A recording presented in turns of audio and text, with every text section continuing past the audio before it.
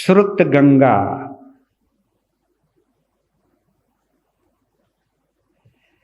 जिनवानी जीवन कल्याणी, यही है हमारी पुण्यवाणी।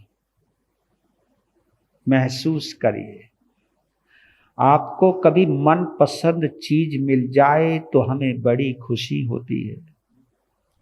हमारा कोई वर्षों का सपना साकार हो जाए तो हमारा रोम रोम तरंगित होता है।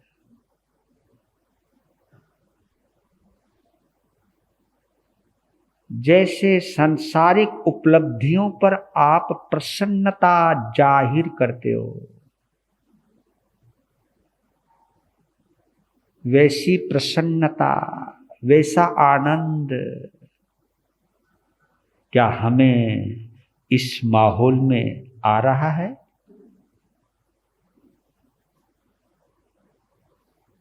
इसके लिए मैं एक ही बात कह सकता हूं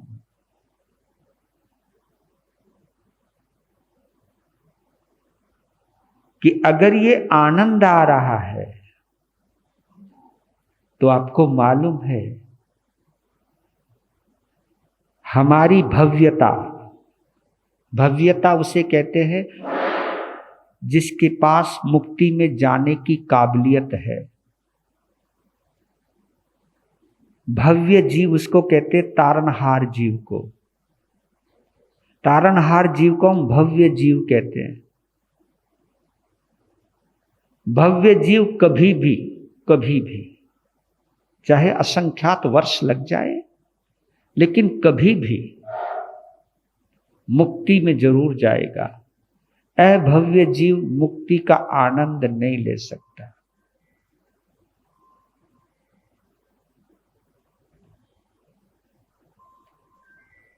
और आपको एक गहरी बात और बता देता हूं, अभव्य जीव साधु भी बन सकता है। हाँ, ये नहीं सोचना कि साधु केवल भव्य जीव ही बनता है। अभव्य जीव भी साधु बन सकता है, श्रावक भी बन सकता है, 21वें देवलोक तक भी जा सकता है, लेकिन मुक्ति में नहीं जा सकता। वो कहीं ना कहीं कसर रह ही जाती है। तो ऐसे पावन प्रसंगों पर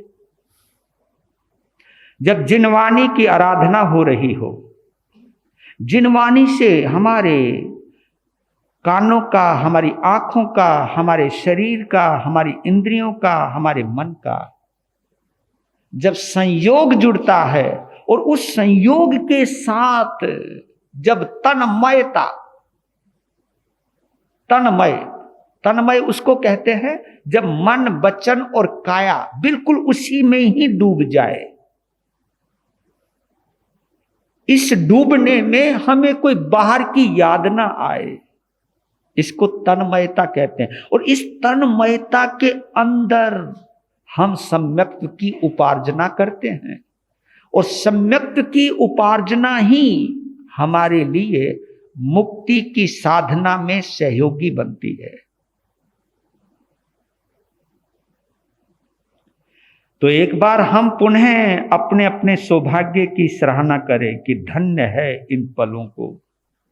मैं अपनी पुण्यवाणी की हृदय से अनुमोदना करता हूं कि हे पुण्यवाणी, तूने मुझे जो जिनवानी का योग दिया है, इसके लिए मेरा रोम रोम तुम्हारे प्रति कृतज्ञता, हार्दिक आभार व्यक्त करता है। यही पुण्यवाणी मुझे जिनवानी से जोड़ करके रखती है, और यही जिनवानी मुझे जिनेंद्र देव से जोड़ करके रखती है। और जिनेंद्र देव के प्रति जो मेरे अंदर भक्ति है, वही मेरी आत्म शक्ति को प्रकट करने वाली अद्भुत शक्ति हो सकती है। मैं इस आत्मा के परम पुरुषार्थ को या परम सामर्थ्य को प्रकट कर सकता हूं केवल इस जिनवानी की आराधना के माध्यम से। मैं इन पलों को, ये जो 27 दिन का कार्यकाल है, कार्यकाल ही कहूंगा, है ना। अब प्रधान का कार्यकाल तो लंबा होता है, हमारे कार्यकाल तो 27 दिवसीय है। लेकिन और हमारे पास इन 27 दिनों के अंदर पता नहीं कौन सा दिन जब हमें आनंद आएगा। इसलिए कहता हूं कि जरूर आया करो, इन दिनों में जरूर आया करो। और पता नहीं कौन से शब्द कौन से दिल के कण को छू जाए, कौन से रोम में प्रवेश कर जाए, कौन से आत्म प्रदेश को झंकृत कर जाए, और कब हमारा मन मानस नेगेटिव से पॉजिटिव हो जाए, नकारात्मकता से सकारात्मकता में प्रवेश कर जाए। लीजिए, आज 18वां अध्ययन है संजीय संजय राजा का यह उदाहरण। इसमें संजय राजा का वर्णन है। इस उदाहरण के माध्यम से पता चलता है कि एक शिकारी जो शिकार करने निकला है वो दयालु कैसे बन गया। शिकारी भी दयालु हो सकता है। एक राजा कैसे मुनि बन गया, ये आज के उदाहरण में है। कैसे एक अज्ञानी ज्ञानी बन गया, और कैसे एक भयदाता, भयदाता कहते हैं भय देने वाला, डर देने वाला, डराने वाला, कैसे भयदाता अभयदाता बन गया। डराने वाला किस तरह सामने वाले को अभय दान देने वाला बन गया। इसको कहते चेंज, इसको कहते परिवर्तन। इसलिए कहता हूं कि कोशिश कीजिए। हमने अधिकांशतः तुमने चेक किया हो या नहीं किया हो, चाहे उसमें इंक्लूड मी या उसके अंदर हम भी हैं, साधना को कभी आदत नहीं बनाना। मतलब सामायिक साधना है, सामायिक संबर है ना, पोषद है, प्रतिक्रमण है, माला जाप है, ये सब चीजें आप कभी चेक करना कि ये हमारी आदत बन चुकी है। आदत का मतलब जानते हो, और साधना का मतलब पता है। आदत किसको कहते हैं? आदत उसको कहते हैं जिसको किए बिना चैन ना आवे, है ना। कईयों को समय की ऐसी आदत पड़ जाती है, किसी दिन रह जा, हाय हाय हाय हाय आज तो पता नहीं क्या रह गया, हे भगवान, दिल बेचैन। जिसको और करने के बाद सुनो, किए बिना चैन ना आवे और करके कोई चेंज ना आवे। किए बिना चैन ना आवे और करके कोई चेंज ना आवे, इसको कहते हैं आदत। और आप लोग समझते हो यार ये तो आदत अच्छी है। आदत अच्छी है, लेकिन आगे बढ़ो ना। अगर आपका बच्चा एक ही पाठशाला में, मतलब एक ही कक्षा के अंदर पहले साल फेल हो जाए, दूसरे साल फेल हो जाए, तीसरे साल फेल हो जाए, तुम क्या कहोगे? अब बाहर निकल यार, क्यों पैसा खराब कर रहा है? जब तू एक कक्षा से दूसरी कक्षा में प्रवेश पा ही नहीं रहा है तो पर कर क्या रहा है तू? कहते या नहीं कहते? तो ये चीज हमें भी सोचना चाहिए कि मैं आगे क्यों नहीं बढ़ा। आप धन के क्षेत्र में भी देखते रहते हो, व्यापार के क्षेत्र में भी चेक करते रहते हो, आज इस साल मुझे कितना प्रॉफिट हुआ, लेकिन आप यहां क्यों नहीं चेक करते कि मेरे अंदर से कितने भाव सुधरे, मेरे अंदर कितनी पॉजिटिविटी आई, मेरे अंदर कितना सुधार हुआ, मेरे में कितना चेंज आया। चेक किया करो। इसलिए कहता हूं कि समय को साधना बनाइए, आदत नहीं। एक शब्द और बोलो अगर समझ में आ जाए। धर्म को चमड़ी बनाइए, पगड़ी नहीं। ये ज्यादा समझ में आ सकता है। पगड़ी तो तुम्हारे चक्कर मामला है, पगड़ी तो समझते हो। पगड़ी में और चमड़ी में क्या अंतर है? पगड़ी का मतलब है जब चाहा जब पहन ली, और जब चाहे जब, है ना, जब कुछ दिखानी हो शान शौकत तो पहन ली, और जब घबराहट होने लगे, गर्मी लगने लगे, एकांत में चले गए, धट जिसी उतारे और रख दी। इसको कहते हैं पगड़ी। लेकिन इस चमड़ी को अगर थोड़ी सी घर्षण लग जाए, घसीटा लग जाए और चमड़ी कहीं छिल जाए तो कितना दर्द होता है। तो तभी कहा है कि धर्म को पगड़ी नहीं चमड़ी बनाइए, जीवन में ढालिए, उसको जीवन का अंग बनाइए। 4 लाइनें बोल लेते हैं। जग से जाना, यह हम सभी को सोचना है। जग से जाना है अकेले, जग से जाना है अकेले, इससे ममता ना करो, साथ जाते कर्म सारे, अशुभ कर्मों से डरो, साथ जाते कर्म सारे, अशुभ कर्मों से डरो। असत्य है एकांत दृष्टि, ये कट्टरता, इसको एकांत दृष्टि कहते हैं। भगवान महावीर ने जिनवाणी के माध्यम से हमको हमेशा अनेकांतवादी बनाया है। क्योंकि आपको बतला देता, जो एकांतवादी होता है, एकांतवादी उसको कहते हैं कि मेरी मान्यता ही सही है, मेरा धर्म ही सही है। और जो ये कहता है, कई लोग कह देते हैं कि मैं कट्टर स्थानकवासी हूं, पता नहीं क्यों बोल जाते हैं। मैं कट्टर मंदिर मार्गी हूं भाई, मैं कट्टर दिगंबर हूं, मैं कट्टर तेरापंथी हूं भाई, मेरे ऊपर नहीं चढ़ता किसी का रंग। ये चेक करना है, ये शब्द अच्छे होते हैं क्या? भगवान ने तो नहीं कहा था। भगवान तो ना कट्टरवादी थे, ना तो थानक वाले थे, ना मंदिर मार्गी थे, ना दिगंबर थे, ना तेरापंथी थे। महावीर तो केवल जिनेंद्र देव थे।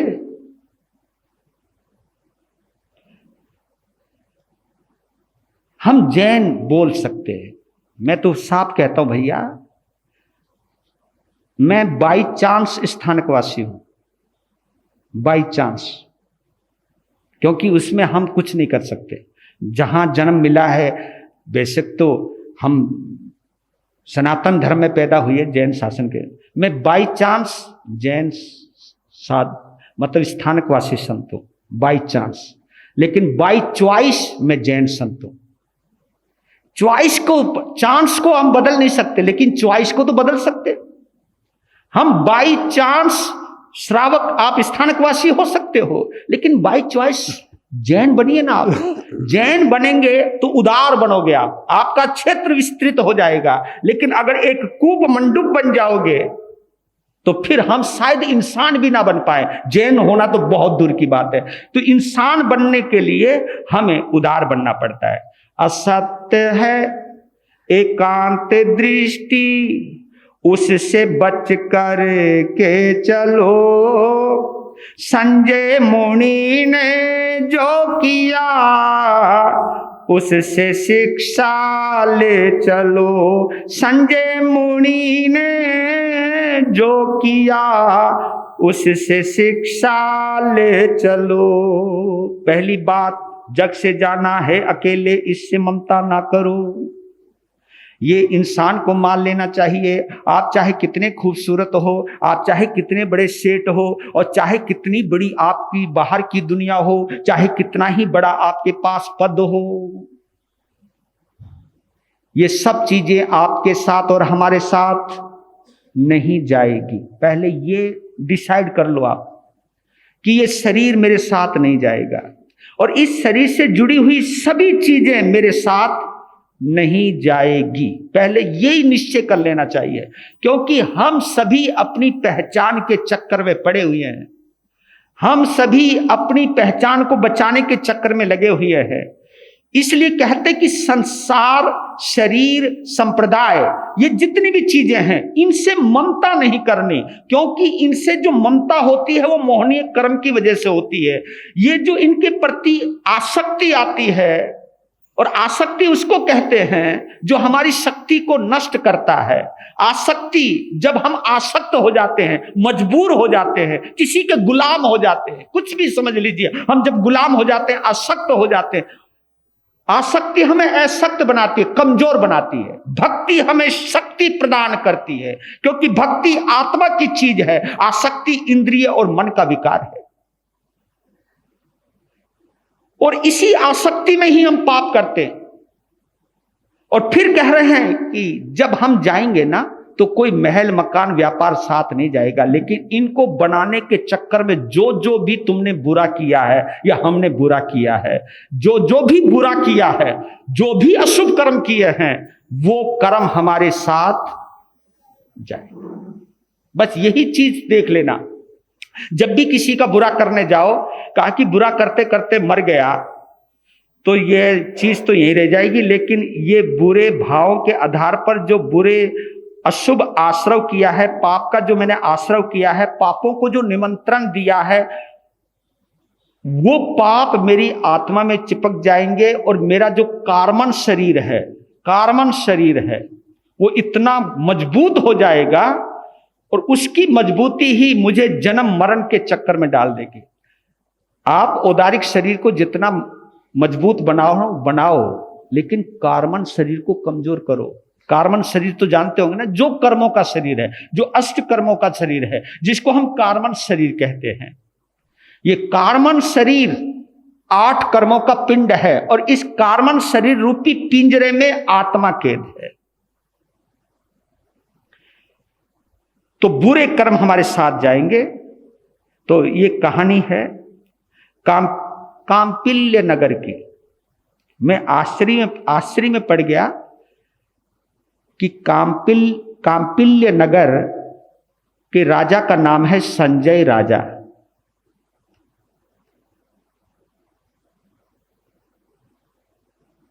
जैसे मूल पाठ में बताया है, वो शिकार करने के लिए निकला है जंगल में चतुरंगिनी सेना के साथ।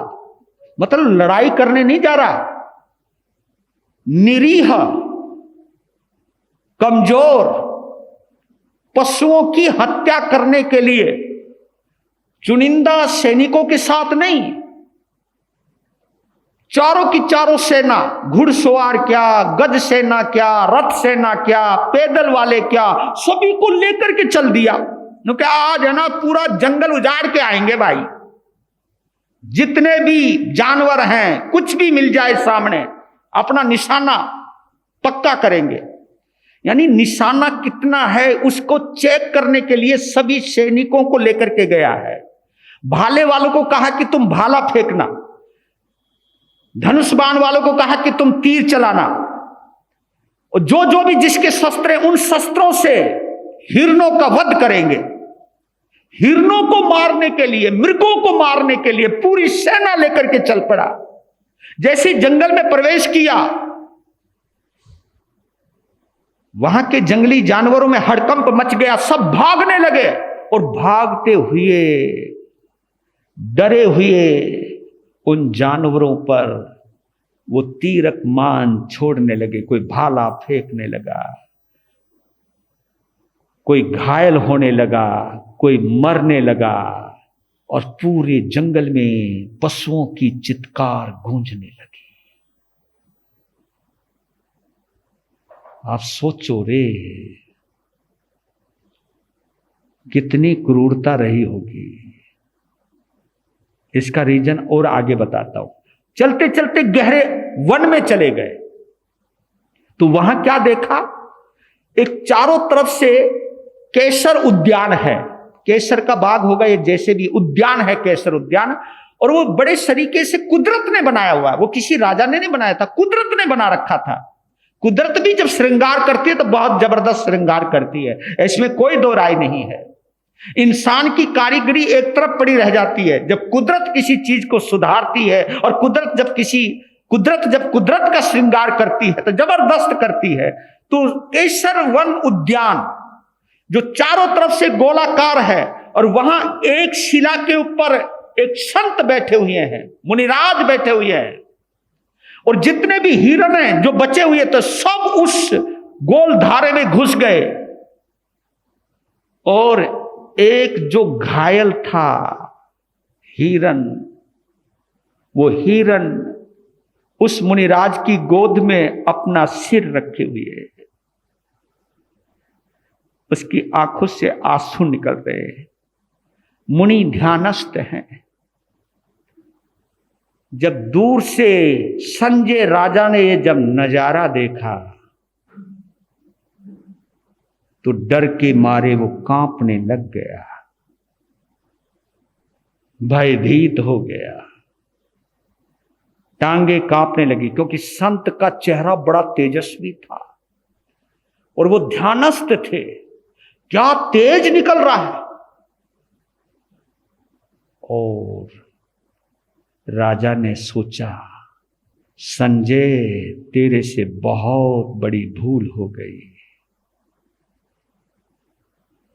मेरी अकल पर पत्थर पड़ गए, ये तूने। अब वो पश्चाताप करता है, डर गया, डरने, पश्चाताप नहीं, अभी डर रहा है।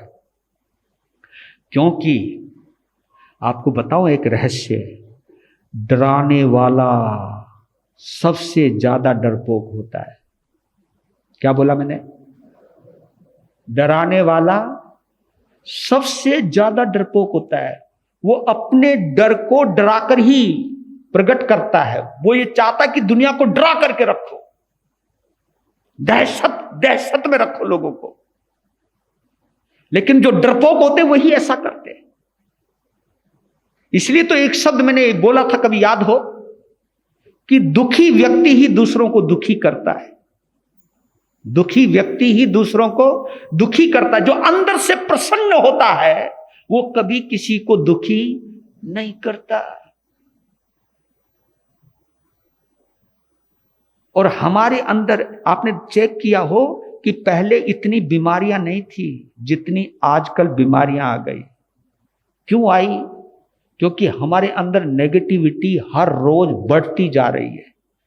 पढ़ने लिखने के बावजूद भी, पढ़ा लिखा होने के बावजूद भी नेगेटिविटी बढ़ती जा रही है। और जितनी नेगेटिविटी बढ़ती जाएगी उतनी ही बीमारियां आती जाएंगी। आप जितने पॉजिटिव हो जाओगे आप उतनी स्वस्थ हो जाओगे। हाँ, कभी भी चेक कर लेना। क्योंकि आप के अंदर, यहां तक कि संतों के अंदर भी नेगेटिविटी हमारे अंदर क्यों आ गई? क्योंकि हम संप्रदाय से ज्यादा जुड़ गए हैं, आत्मा से नहीं जुड़े। क्योंकि आत्मा में कभी नेगेटिविटी होती ही नहीं है, होती ही नहीं। अगर मेरे चेहरे पर चिंता की लकीरें हैं, इसका मतलब क्या है? इसका मतलब है कि मैं मन से जुड़ा हुआ हूं और मन मेरा मोहनीय कर्म से जुड़ा हुआ है। और मोहनीय कर्म संप्रदाय, शरीर और बाहर के वातावरण से, अपनी बाहरी पहचान से जुड़ी हुई है। यही तो मोहनीय कर्म। इसलिए मोहनीय कर्म को राजा कहते हैं। आत्मा से जुड़ा हुआ व्यक्ति मैत्री भाव में आवे ही आवे। क्योंकि किसी में अगर उदारता है तो उदार व्यक्ति की एक पहचान है कि आत्मा से जुड़ा हुआ है। और जिसके अंदर सोच बड़ी विकृत है और छोटी है, संकीर्ण है, नैरो माइंडेड जो है, वो मोहनीय कर्म का दलाल है, वो मिथ्यात्वी है, वो सम्यक्त्वी नहीं हो सकता। उदार व्यक्ति सम्यक्त्वी होता है। तो डर गए वो, कहा कि ये तूने क्या पंगा ले लिया। और ये संत की साधना को देख के लगता है कि अगर ये आंख खोल दे तो अपनी आंखों से करोड़ों इंसान को भस्म कर सकता है। जो काम मेरे अस्त्र और शस्त्र नहीं कर सकते वो काम इनकी एक नजर कर सकती है। ऐसी कल्पना करती और कांपने लग गया।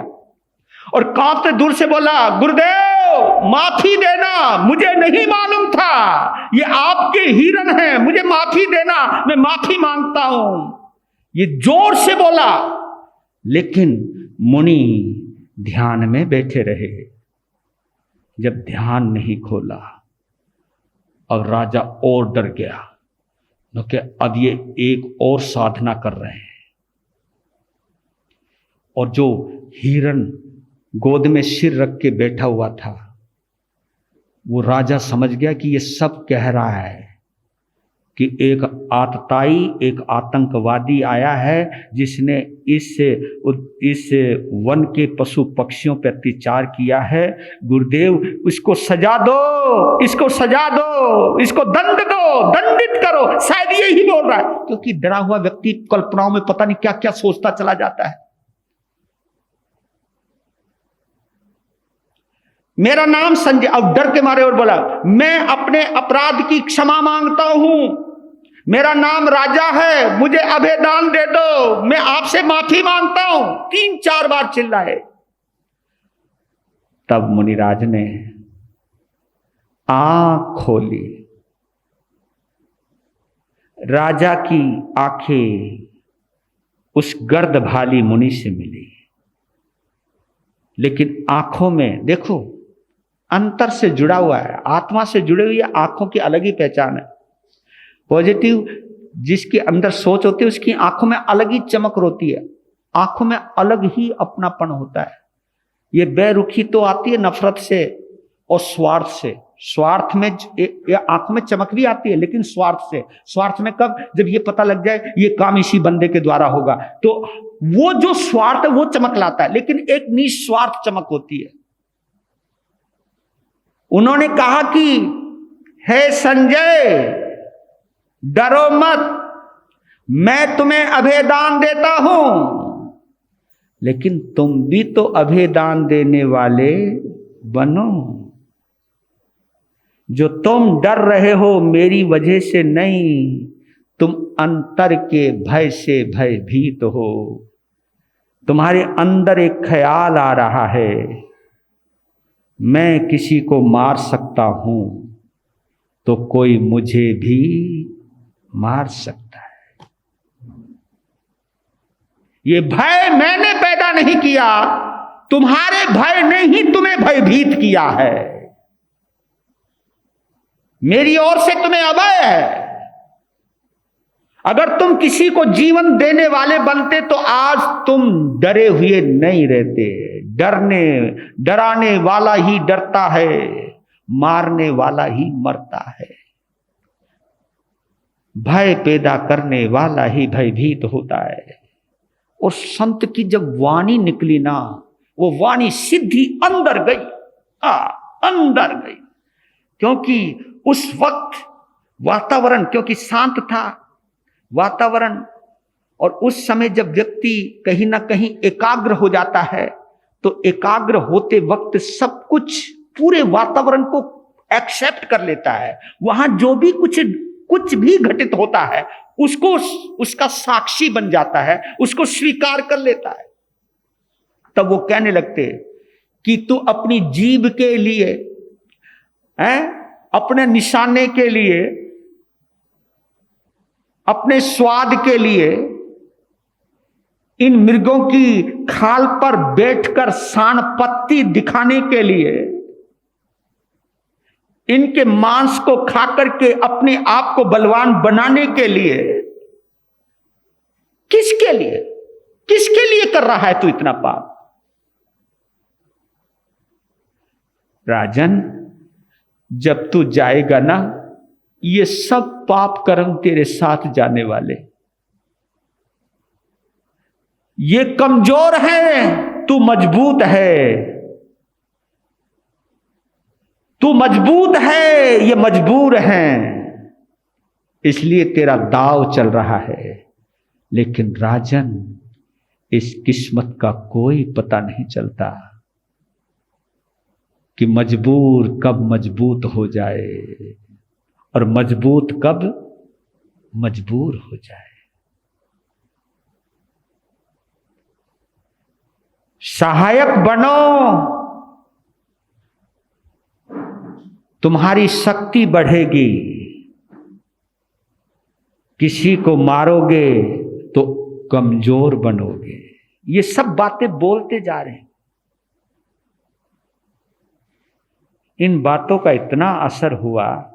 देखो, एक राजा संजय का पहला रूप कौन सा था? मिलन से पहले, और मिलन के बाद और सुनने के बाद दूसरा ही रूप हो गया। एकदम हिंसा की जगह अहिंसा जागृत हो गई। अहम भाव की जगह आत्म भाव पैदा हो गया। यह बड़ा चमत्कार है, आत्म भाव। आपको बतला तो कुंद आचार्य ने जिन शासन की एक बड़ी महीन और बड़ी गहन परिभाषा की है, इसको हम समझ लें। हम जैन लोग समझ नहीं पाते। वो क्या कहते? कुंद आचार्य दिगंबर परंपरा के एक महान आचार्य हुए हैं। वो बोलते हैं जिन शासन की उन्होंने क्या गजब की परिभाषा दी। वो बोलते कि जम इच्छसी अपनतो, जम चम न इच्छसी अपनतो, जम इस परस्विया तम इच्छ परस्विया एति यंगम जिन शासनम। इसमें जैन शासन का सार है, जैनत्व का निचोड़ है। जैन साधु साध्वी को, श्रावक और श्राविकाओं को कैसा होना चाहिए उसका एक संक्षेप में दिग्दर्शन है। थोड़े में सब कुछ बता दिया। क्या बोला? जम इच्छसी अपनतो, जो तुम अपने लिए चाहते हो, वाह, जो तुम अपने लिए चाहते हो वही तुम दूसरों के लिए चाहो। कितना सरल है धर्म। जो तुम अपने लिए चाहते हो वही तुम दूसरों के लिए चाहो, और जो तुम अपने लिए नहीं चाहते, जम चम न इच्छसी अपनतो, जो तुम अपने लिए नहीं चाहते वो तुम दूसरों के लिए मत चाहो। एति अंगम जिन शासन, यही तो जिन शासन है, इसी को तो जिन शासन कहते हैं, इसी को ही तो मैत्री भाव कहते हैं, इसी को ही तो आत्म भाव कहते हैं। यही तो आत्मा का स्वभाव है। यही तो एक व्यक्ति को जिन और जिनेंद्र बनाता है। यही व्यक्ति संसार से मुक्ति की तरफ लेकर के जाता है। यही हमको कर्म बंधन से कर्म मुक्ति का रास्ता दिखाता है। तो चेक कर लो अपने आप को, क्या जो तुम अपने लिए चाहते हो वही हम दूसरों के लिए चाहते हैं? सच बताओ ईमानदारी से। हम तो चाहते हैं भगवान कोठी सबकी बने, लेकिन बोलो रे, लेकिन मारी कुछ अलग ही बने, मारी कोठी का कोई मुकाबला ना करे, क्योंकि सभी अगर एक जैसी बन गई तो फिर मेरा क्या विशेषता रह जाएगी।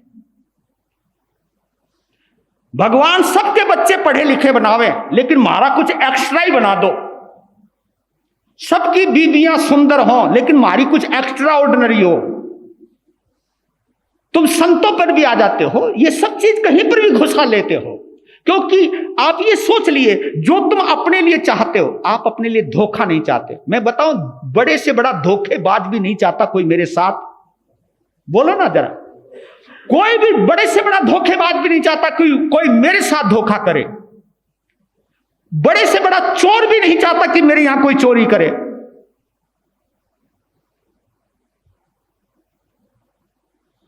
और बताऊं गहरी बात, गाली देने वाला चाहे कितना होशियार हो, लेकिन वो भी नहीं चाहता कि कोई उसे, हाँ देख लो, तो खुद ही चेक कर लो। जो चीज तुम्हें बुरी लग रही है वो चीज सामने वाले को भी। एक चीज कहता हूं इस जिनवानी को लेकर के, जब भी तुम बुरा करो तुम ये सोच लो ना, बाई चांस सोच लो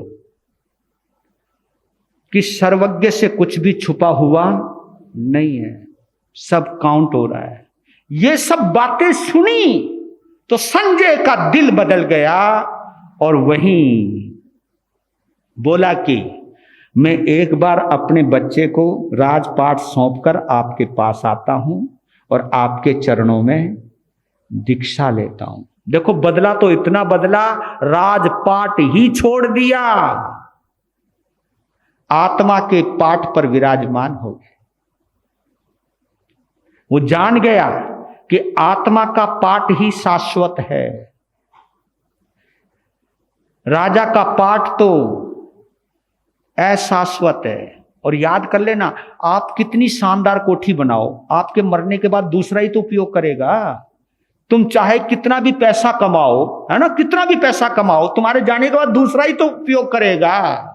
तुम ये तो सोच लो कि मैं किसके लिए जमा कर रहा हूं। मेरी छुट्टी होती दूसरे, जो चीजें मेरे से कनेक्टेड हैं, जो मेरे लिए जान दे, ये सब इस आगम में बताया है, बड़ी गहराई से बोला है, संसार का बड़ा दिग्दर्शन कराया है कि जो बच्चे अपने माँ बाप के लिए मरते थे, मरना ही बोलूंगा, प्यार करते थे, है पापा तेरे बिना कुछ नहीं, है माँ तुम्हारे बिना कुछ नहीं, पति कहता पत्नी को कि तेरे बिना कुछ नहीं, पत्नी कहती पति को कि तू तो मेरा सुहाग है, तू ही मेरी जिंदगी है, तू ही मेरा सौभाग्य है। ये सब बातें कही जाती हैं, जिन चेहरों को देखने के लिए आप इंतजार क्या करते, कब आएंगे कब आएंगे, और जिनको चेहरे को देखते ही एकदम आप बड़े प्रसन्न हो जाते थे, गले मिलते थे, पता नहीं क्या क्या तुम एक्शन करते थे। और तुम ये भी कहते थे, हाय तुम इतने लेट हो गए, मेरी तो जान ही निकल गई थी, हाय आप आए, बड़ी मेहरबानी, मतलब कभी कभी तो मुझे ऐसा लगता है आप लोगों को ये प्यार बरसाने का तरीका सामने वाले को कोई कंफ्यूज तो नहीं कर देता होगा। वो सोचता होगा यार ये तो मेरे बिना मर जाएंगे। लेकिन मेरे बोलिया, शरीर से प्राण निकल गए। प्राण निकलने के बाद देखो, गौर करना, जब तक शरीर में आत्मा थी तब तक तो कहते थे वो आयो नहीं, वो आयो नहीं, वो आयो नहीं। और आत्मा निकल जाए इस शरीर से तो कहेंगे ये गयो नहीं, गयो नहीं। निकाल भाई, ये असलियत है जिंदगी की। इस जीवन की सच्चाई को समझना चाहिए हमको। तो सब कुछ गर्दभाली मुनि के विचारों को सुनते ही एकदम बदल गए और संजय राजा, संजय राज ऋषि बन गए। इसको कहते चेंज, इसको कहते परिवर्तन। और साधना में जुट गए। संसार की कामना छोड़ दी, संसार की तृष्णा छोड़ दी, संसार की वासना छोड़ दी। आत्मा की साधना में लग गए, आत्मा की प्रार्थना में लग गए, आत्मा में छिपे परमात्मा की खोज में लग गए। तो वहां एक क्षत्रिय राजऋषि भी मिलते हैं। तो वो उनसे 5 सवाल करते हैं। संक्षेप में बोल रहा हूं 5 सवाल, क्योंकि वो क्षत्रिय राजऋषि बड़े हैं तो उन्होंने 5 सवाल किए। शायद क्योंकि वो अनुभवी हैं, सीनियर हैं तो वो इसलिए।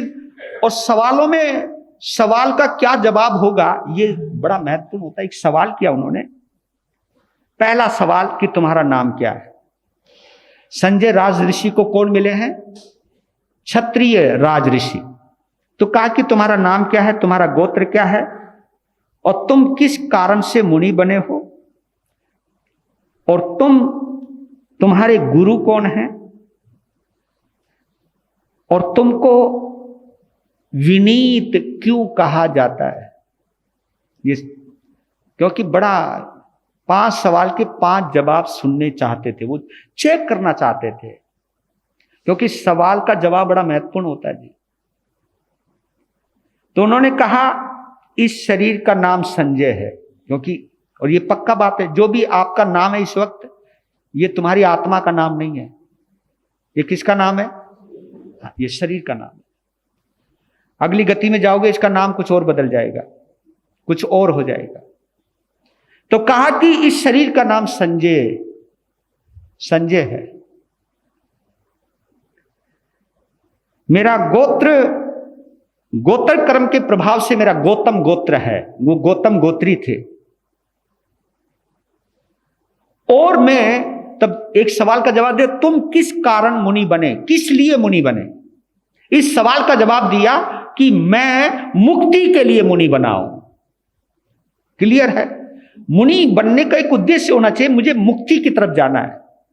पहले मैंने अभी घर छोड़ा है, परिवार छोड़ा है, लेकिन अब धीरे धीरे मुझे क्रोध भी छोड़ना है, मान भी छोड़ना है, माया भी छोड़नी है, अपने राग द्वेष को भी कम करते जाना है, और जो भी मेरा आकर्षण है उसको कम करते जाना है, छोड़ते जाना है। छोड़ना, ये त्याग प्रधान धर्म है। जैन धर्म, बोलो जल्दी, त्याग प्रधान धर्म है। छोड़ना है और आखिरी में शरीर को ही छोड़ना है, आत्मा ही रखनी है। कहा कि मैं मुक्ति के लिए मुनि बना हूं और मेरे धर्माचार्य गर्दभाली मुनि हैं, जिनकी प्रेरणा से मैं संसार से मैं धर्म के जगत में आया। वो मेरे धर्माचार्य हैं, मुझे आत्मा का स्वरूप उन्होंने बताया। और फिर 5वां सवाल कि तुम्हें विनीत क्यों कहा जाता है। उन्होंने कहा कि मैं अपनी गुरु के आज्ञा के अनुसार ही अपने जीवन का व्यवहार तय करता। मेरे गुरु को बोलना नहीं पड़ता, मैं उनकी आंखों से समझ जाता हूं कि मेरे गुरु क्या चाहते हैं। और इंगियागार संपन्न एक शब्द आया है हमारे यहां, पहले अध्ययन में आया है, गुरुन मोवाय कार्य। ये बड़ा गहरा शब्द है। गुरु को हमेशा अपने सामने रखे, गुरु के इशारों को समझे, और जरूर समझोगे, आजकल के बच्चे माँ बाप के इशारे नहीं समझ पाते, क्योंकि माँ बाप उनके अंदर ही नहीं रहते। आजकल शिष्य भी गुरुओं के इशारे नहीं समझ पाते, क्योंकि शायद गुरु उनके अंदर ही नहीं रहता, गुरूर रहता है। गुरु अंदर रहेगा तो गुरूर नहीं होगा, और गुरूर अंदर होगा तो गुरु नहीं होगा। ये हमें समझ लेना। गुरूर चाहे स्वार्थ का हो सकता है, किसी चीज का भी हो सकता है। तो गुरूर और गुरु कभी एक साथ नहीं रहते। गुरु अंदर, गुरूर बाहर, और गुरूर अंदर, गुरु बाहर। और गुरु मेरे अंदर रहते हैं, इसलिए मुझे विनीत कहते होंगे। इन सवालों का जवाब सुनते ही क्षत्रिय मुनि ने आशीर्वाद दिया। और एक चीज और कही उन्होंने कि तुम्हें मालूम है, क्योंकि ये शब्द क्यों कहे होंगे कि इस जगत से, यानी आत्मा के जगत से, श्रमण जगत से, धर्म जगत से बड़े बड़े चक्रवर्ती, 10 चक्रवर्तियों का नाम है इसके अंदर। इस उदाहरण, इस अध्ययन में 10 चक्रवर्तियों के नाम बताए गए हैं। भरत चक्रवर्ती है, सगर चक्रवर्ती है, मघुआ है, सनत कुमार है, शांतिनाथ भगवान है, कुंथुनाथ भगवान है, अरहनाथ भगवान है। 3 तो तीर्थंकर चक्रवर्ती हैं।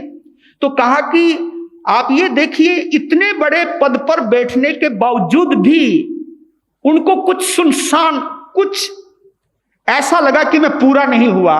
तभी उन पदों को छोड़कर आत्मा की खोज में बड़े बड़े चक्रवर्ती बने हैं। और शायद क्षत्रिय राजऋषि ये कहना चाहते, कभी तू ये ख्याल मत लाना कि मैं राजपाट छोड़कर संत बनाऊं। बोलिया, तेरे जैसे पता नहीं कितने बड़े, और तेरे से ऊपर कितने बड़े बड़े चक्रवर्ती भी राजा। मतलब ये जो बड़े लोग होते हैं, बड़े गुरु लोग होते हैं, वो हमेशा हमारी औकात बतला देते कि तू ज्यादा इतराना मत। क्योंकि कभी कभी आपको बतलाऊं, कभी कभी हम संत लोग भी बोल जाते हैं कि मेरे संघ के अंदर बड़े बड़े ज्ञानी मुनिराज हैं, बड़े बड़े तपस्वी मुनिराज हैं। किसी भी तरह से भी अहंकार आ गया तो यह अहंकार हमारा पतन करता है। कभी ये नहीं सोचना कि मैं बहुत भरे पूरे परिवार को छोड़कर संत बना हूं, ये कभी हिसाब नहीं करना। सोचना तो ये सोचना कि मेरी अनंत पुण्यवानी है कि जिसकी वजह से मेरा मोह कर्म को त्यागने में, मोह को जीतने में सफल हो गया, आत्मा का स्पर्श करने में समर्थ हो गया।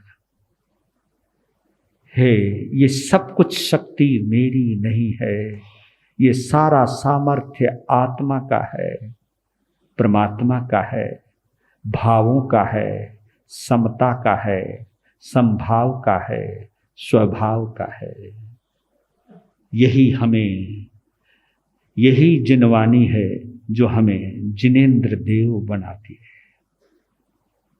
इस प्रकार संजय राजऋषि का जीवन का कल्याण हुआ। तो ये जरूर कहना, भगवान महावीर ने, अगर आपने चेक किया हो या नहीं किया हो, भगवान महावीर ने हर जगह अपने साधु को, अपने साध्वियों को, अपने श्रावक और श्राविकाओं को आत्मा से जुड़ने की प्रेरणा दी है, धर्म से जुड़ने की प्रेरणा दी है, आपको सरल बनने की प्रेरणा दी है, आपको उदार बनने की प्रेरणा दी है, आपको मैत्री भाव में आने की प्रेरणा दी है। ये हमारी समाज की जितनी भी प्रॉब्लम है ना, अग्रवाल, ओसवाल, मारवाड़ी, ये वाड़ी वो वाड़ी, ये जितने बाड़े बंदियां हैं, ये जैन परंपरा नहीं है, महावीर की परंपरा तो आत्मा की परंपरा है।